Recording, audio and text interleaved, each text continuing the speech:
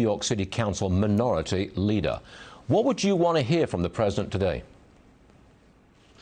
Well, I want to hear the president acknowledge the fact that for too long, I mean, specifically in 2020 and 2019 and 2021, the Democratic Party's policy position on policing, on crime fighting, was completely wrong. And I actually think that's kind of the reason why he's doing this today with Mayor Eric Adams. For all of Mayor Adams' faults on other issues, he's been fairly consistent on the need to have a proactive and responsible police department. Again, that's a big departure from where we were in the summer of 2020 with defund the police, with the George Floyd riots, with sort of the overall chaos of America's large cities. So I'm a little bit optimistic that he's going to come and do that. I unfortunately think we're going to hear about gun laws in Georgia and Maine and all those things, and too little about what's being done to perps once they're actually arrested. But I want to hear that from the president, that he's acknowledging that his colleagues and even himself were completely wrong in years past. He could acknowledge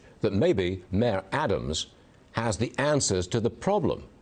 That is, stronger policing and a no bail, reform of the no bail laws and the get out of jail free laws. I mean, he could learn from Eric Adams, couldn't he? But he probably won't, but he could.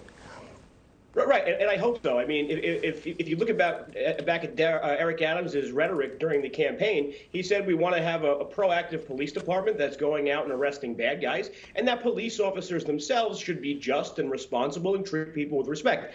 It turns out, Stuart, that just about everyone in the city and probably in the country agrees with him on that and doesn't share the opinion of sort of the Alvin Braggs and other George Soros lawyers. Look back at the history of the Democratic Party. Look at how much time and attention and focus. And I think that business owner in the last segment just made that point. The Democratic Party spends too much time and emphasis worrying about the rights and responsibilities and the creature comforts of the people committing the crimes, and not enough about the victims, whether they be gun violence victims or just a simple business owner who's the victim of repetitive stealing. The Democratic Party needs a shift and has to remember those people. Joe, you're the minority leader of the City Council. Have you been invited to meet with the president? No, I wasn't.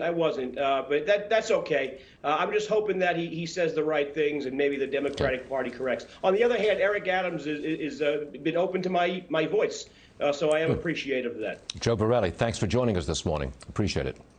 Next case. Thanks.